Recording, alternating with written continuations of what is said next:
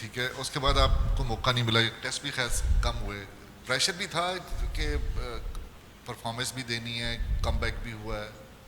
बिस्मिल्लाहिर्रहमानिर्रहीम। पहले तो अल्लाह का लाख लाख शुक्र है, परफॉर्म हुआ है और कल भी पूरा मैच रहता है। और बाकी आपने बात की ऑस्ट्रेलिया की सीरीज़ की, उधर भी अबरार भी इंजरी हुए थे और नोमी भाई की ऑपरेशन हुआ था, तो दैट्स वाई मुझे बुलाया गया था। तो मैं लास्ट मैच खेला था, उसमें परफॉर्म अच्छी थी। बाकी नसीब की बात है, लास्ट सीरीज़ में चांस नहीं मिला था बांग्लादेश के खिलाफ, और इसमें अभी मिल गया, तो इंशाल्लाह परफॉर्म करने की कोशिश कर रहे हैं। अजित, आपने आखिरी आधे घंटे में तो बड़ा ड्रामा क्रिएट कर दिया। रूट और ब्रूक जिन्होंने एक ने ट्रिपल और एक ने डबल बनाई थी, कितनी बड़ी विकेटें हैं। जी बिल्कुल, अगर देखा जाए इंग्लैंड टीम की सबसे जो मतलब रूट जो है one of the best player है पूरे वर्ल्ड के, अगर उसको आउट करना है कि अलग सी खुशी होती है। और ब्रोक्स ने लास्ट इनिंग्स में जब 300 किए थे, तो वो भी अपकमिंग फ्यूचर इंग्लैंड का बड़ा स्टार है, तो मेरे लिए तो खुशी की बात है। और अभी मैच ख़त्म नहीं हुआ, इंशाल्लाह कल भी आउट करेंगे जितने भी रहते हैं।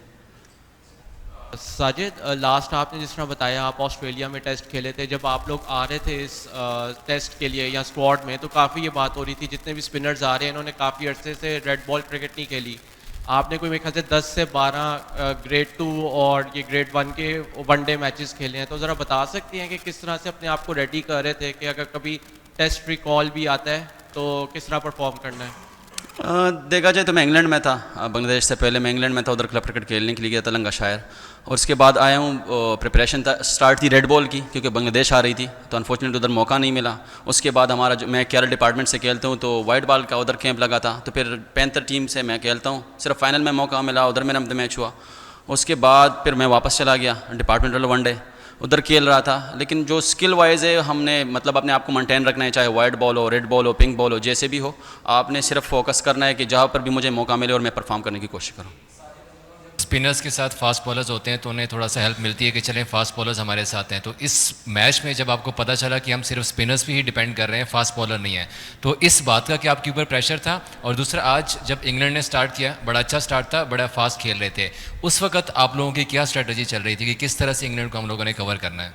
जी बिल्कुल, अगर देखा जाए इंग्लैंड अटैक कर रहा था स्टार्ट में, तो हम भी अटैक कर रहे थे, नया बॉल था, उससे टर्न और बाउंस मिल रहा था, तो जब हम दोनों अटैक कर रहे थे तो हमें ही रन्स पड़ रहे थे। तो जब टी हुई, फिर बाहर गए और हमने प्लान चेंज किया, उसमें अल्लाह ने इज्जत दी।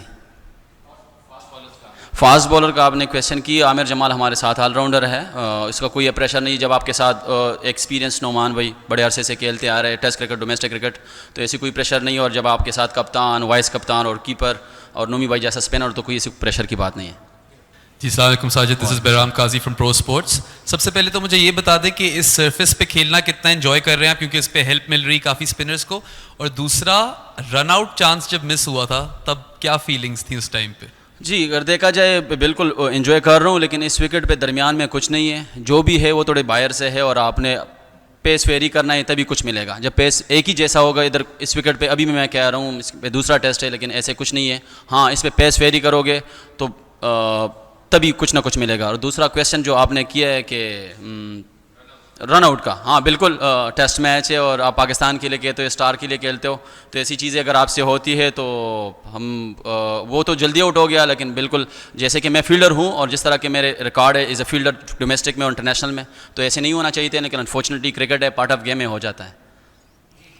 साइज हमने देखा कि जो अभी फैसलाबाद में ओडीआई कप हो रहा था, उसमें भी आप फाइनल में आए और आपने आके फ़खर को आउट किया, उस टाइम इफ्तिखार को आउट किया, उनकी फॉर्म अच्छी लगी हुई थी। अब भी हमने देखा कि आपको रिसेंटली बुलाया गया, रूट को ब्रूक के आउट कर दिया आपने, तो ये आपके अंदर माइंड में होता है कि फाइनल में वहाँ पर आपको प्रेशर गेम में डाल दिया, आपने वहाँ परफॉर्म किया और मैन ऑफ द मैच बने फाइनल के अंदर, और यहाँ भी आपको डाला गया, तो प्रेशर नहीं था कि 800 एक टीम ने जो है वो बनाए हुए हैं? किस माइंडसेट से आते हैं आप? जी अगर देखा जाए, मैं बहुत छोटी उम्र से क्रिकेट खेलता आ रहा हूँ, पेशावर से, तो 17 साल 18 साल मेरे क्रिकेट के हो गए। कोई बस सिर्फ आपने प्रोसेस रखना है, देना ना देना वो उस ऊपर वाली ज़ात की है, कोई किसी को नहीं पार कर सकता। ये मेरा यकीन है अपने अल्लाह पे। मैं मेहनत करता हूँ, चाहे जहाँ पर भी हो, अपनी मेहनत करता हूँ, मौका मिलता है परफॉर्म करने की कोशिश करता हूँ। अगर आप में स्टार्ट में देखा जाए तो मुझे बड़े रन्स पड़े, 6 से 7, मत जैसे T20 क्रिकेट हो, वो तो अटैक करते हैं ना। तो अगर आप अपने प्रोसेस पे रहो और प्रोसेस पे रहोगे तो तभी कामयाबी मिलेगी। हम उसी प्रोसेस पे रहे थे तो अल्लाह ने उसमें इज़्ज़त दी। जी अस्सलाम वालेकुम साजिद, वालेकुम मोहम्मद अस्सलाम। एजाज फ्रॉम पाक पैशन। बहुत अच्छी बॉलिंग की आपने, आपकी एनर्जी आज बहुत शानदार रही, पूरे दिन में हमने देखा।